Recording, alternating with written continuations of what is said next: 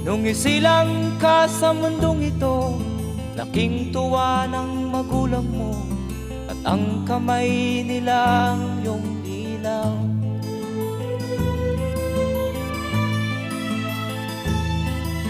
At ang nanay at tatay mo'y di malaman ang gagawin, minamasdan pati pagtulog mo.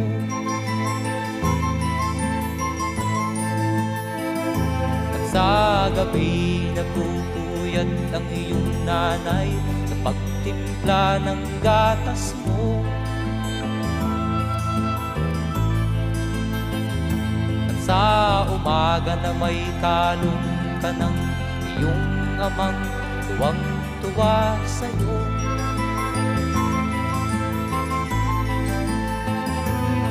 Ngayon nga ay malaki